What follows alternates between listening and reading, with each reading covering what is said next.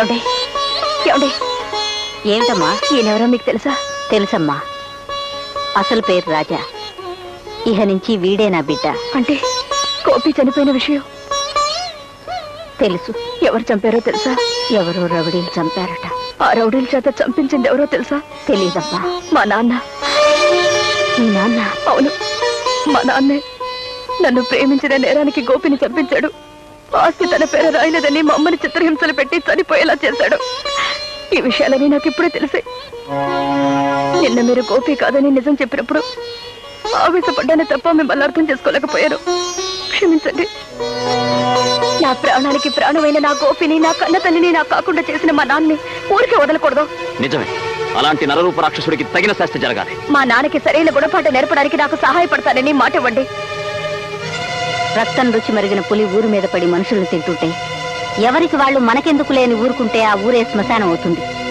ఎవరో ఒకళ్ళు తిరగబడాలి, ఆ పీడను విరగడి చేయాలి. సహాయం చేస్తానని మాట ఇవ్వు బాబు.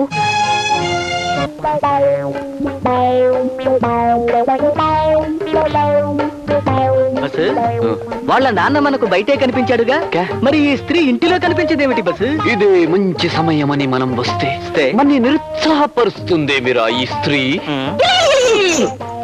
ఏ గుడ్డివాడు గారు, ఇక్కడికి ఎందుకు వచ్చావు? అందుకేనా? బస్సు డైరెక్ట్ గా పాయింట్ వచ్చే బస్సు, లేకపోతే వాళ్ళ నాన్న వచ్చేస్తాడు. చూడు చిట్టి తల్లి, నేను మంచి మూడ్లో ఉన్నాను, నువ్వు రాసుకో. ఈ రోజు ఉదయం ఒక సంఘటన జరిగినది స్త్రీ. నేను ఒక జ్యోతిష్కుడిని కలవడం సంభవించినది స్త్రీ. రెండవసారి కూడా స్త్రీ. ఆ జ్యోతిష్కుడు నాకు అశ్విని జాతి స్త్రీతోనే కళ్యాణం అవుతుందని మనవి చేసిన స్త్రీ. ముచ్చటగా మూడవసారి కూడా స్త్రీయే. కానీ నా మనసంతా నీవీదే ఉన్నది స్త్రీ. ఈ స్త్రీ. కానీ నువ్వు అశ్విని జాతి స్త్రీ అని నేను కాదు, శంకిని జాతి స్త్రీ అని వీడు. ఇద్దరు వాదించుకున్నాం, ఇక్కడికి వచ్చాం.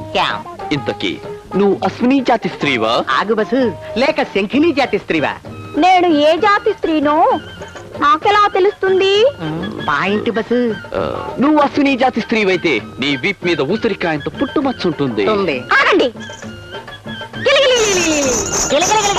నువ్వు ఆగు. అవును, ఒకవేళ వీపు మీద పుట్టుమచ్చ లేకపోతేనా? మచ్చ నా బొంద. ఊరికే ఆ వీపు తాలూకు అందమైన ఫోటోలు తీస్తే అవి ఎప్పుడు కావాలంటే అప్పుడు చూసుకోవచ్చు, మన గ్రంథంలో రాసుకోవచ్చు. Okay okay.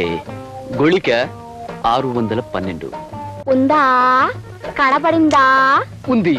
10 పైసలంత లేదు గాని 5 పైసలంత ఉంది.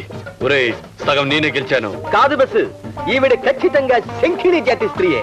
ఆ జాతి స్త్రీలకు మోకాలి పైన జామకాయ అంత పుట్టుమచ్చుంటుంది, కావాలంటే చూసుకో బస్సు.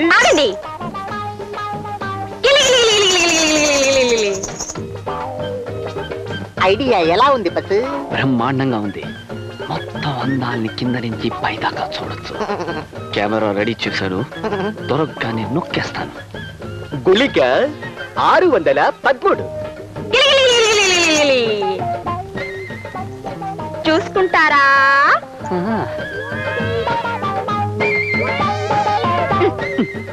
ఇదేమిటి? అక్కడ పుట్టు మచ్చ లేదుగా. నీకెలా తెలుసు చిట్టి తల్లి? రోజు స్నానం చేసేటప్పుడు నేను చూసుకుంటానుగా. ఇప్పుడు చెప్పండి, నేను శంకిని జాతి స్త్రీనా, అశ్విని జాతి స్త్రీనా? ప్రస్తుతానికి నువ్వు అశ్విని జాతి స్త్రీవే, అంటే నా స్త్రీ అన్నమాట. అయితే ఈ సంగతి మా నాన్నతో చెప్పాలి. నానా నానా నానా, ఇల్లు తాకట్టు పెట్టావు కదా, పోనీ లేని డబ్బు అప్పిస్తే 3 నెలల వడ్డీ ఎక్కొడతావా? అందుకే ఈ సైకిల్ బిందులు పట్టుకుపోతున్నాను. వచ్చే నెల వడ్డీ కూడా ఎక్కొట్టావో ఆ గేదెని కూడా తోలుకుపోతాను, అప్పుడు ఆ పాలు కూడా ఉండవు. అది కదండి. ఆ సంగతి నీకు తెలుసు కదా. నాకు వినబడదు, కనబడదు. చేతులు ఖాళీగా లేవు. లక్ష్మి లక్ష్మి లక్ష్మి లక్ష్మి లక్ష్మి లక్ష్మి లక్ష్మి లక్ష్మి లక్ష్మి.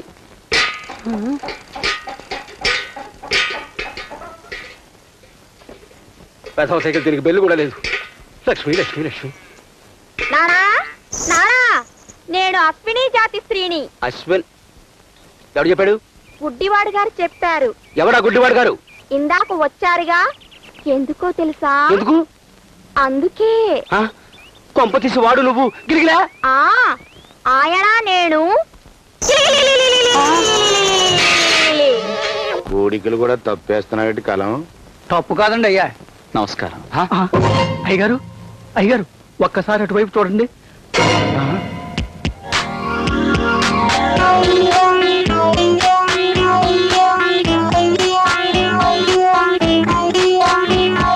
నమస్కారం మాస్టారు.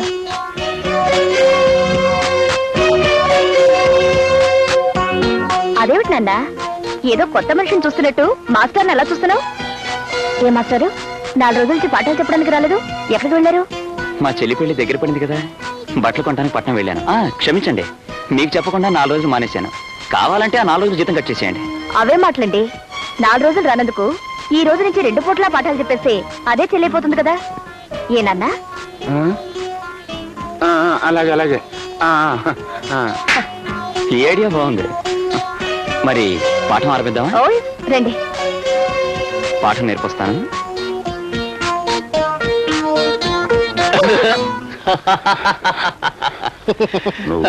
అదేమిటి బావా, చచ్చిపోయిన గోపి దెయ్యమై తిరిగి వచ్చాడు అనుకుంటున్నావా? చచ్చిపోవడం ఏంటి? అవన్నీ మన ఫ్యామిలీ అఫైర్స్ అనుకో. ఇంతకీ కొత్తగా పుట్టుకొచ్చిన ఈ గోపి ఎవడా అని అదే నాకు అర్థం కావట్లేదు. నువ్వెవడివి అని వాణ్ణే అడిగేస్తే నేను ఫలానా ఓండని చెప్పడానికి ఆడు నీలాంటి ఎదవ కాదు. దీనికి ఏదో స్పెషల్ ప్రోగ్రామే ఎట్టుకోవాలి.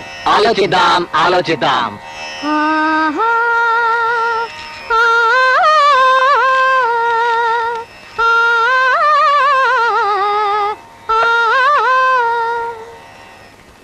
అంతే కదా మాస్టారు? అంతే. బిగినింగ్ లో కొంచెం తగ్గించి, చివర్లో కొంచెం లాగి, మధ్యలో కాస్త తేలిస్తే సరిపోతుంది. సంగీతం నేర్పడం అంటే తాపీ మేస్త్రిలాగా లాగడం, మెత్తడం, సరిపెట్టడం కాదయ్యా.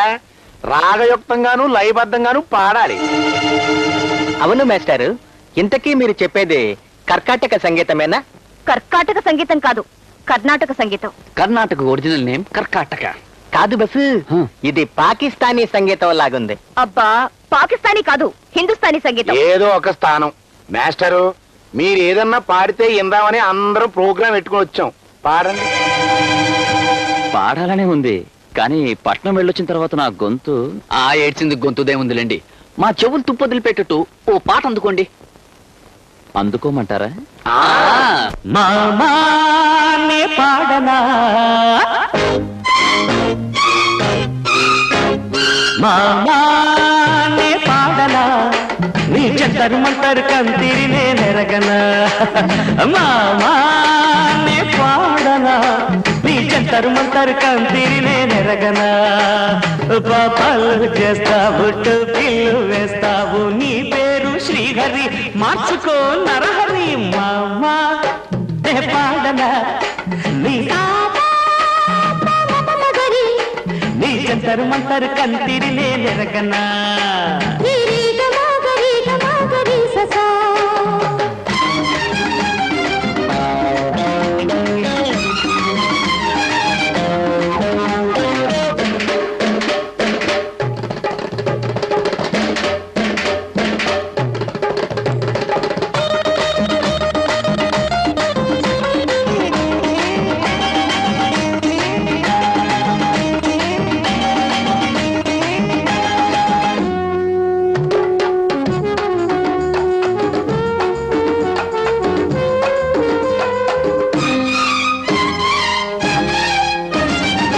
పైకి తీయగా మాటలెన్నో చెబుతావు, పైట చాటున భాగోతాలాడతావు.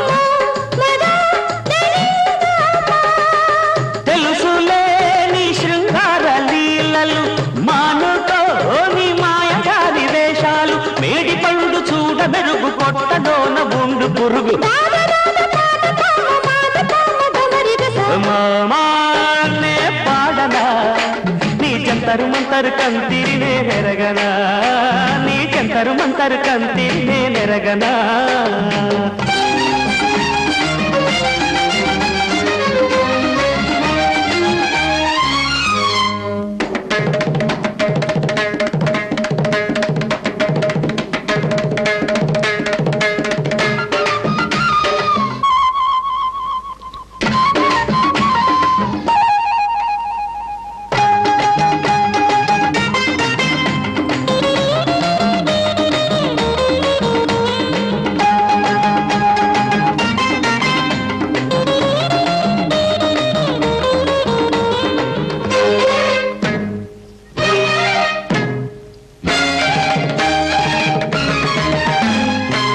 దొంగ దెబ్బగా ప్రాణాలు తీస్తావు నాచిగా పోజులెందు పెడతావు పాడటాలే నీ కథ అంతా వేడి వేడిగా బయట పడేస్తా నిజము ఇప్పుడు కక్కిస్తా నీ చేతన చెప్పిస్తా మామానే పాడనా నీ చెంతరు మంతరు కంతిరి నేనెరగనా మామా నే పాడనా నీ చెంతరు మంతరు కంతిరి నేనెరగనా అర పాపాలు చేస్తావు బిల్లు వేస్తావు నీ పేరు శ్రీహరి మార్చుకో నరహరి మామా నే పాడనా నీ చెంతరు మంతరు కంతిరి నేనెరగనా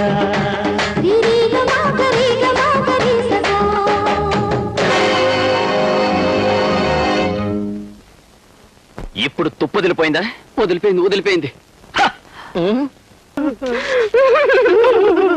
ఏమైందిరా అందరూ కలిసికట్టుగా ఏడు ప్రోగ్రాం పెట్టుకున్నారు. పొద్దున్నే మా అక్క నేను గుడికెళ్ళా. అప్పటి నుంచి ఇప్పటిదాకా పొద్దున్నుంచి ఏడిసే ప్రోగ్రాం పెట్టుకున్నారన్నమాట. ఏమైంది? ఏమైంది అని అడుగుతున్నారా? అడక్కపోతే ఎట్ట తెలుస్తుంది?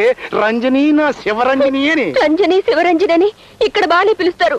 అక్కడ అందరూ ఏమమ్మా మూర్తి గారి కూతురు బెళ్ళలో మీ తమ్ముడి చేత ఎప్పుడు తాళి కట్టిస్తావు అని అడిగితే నాకు తల కొట్టేసినంత పని అయింది.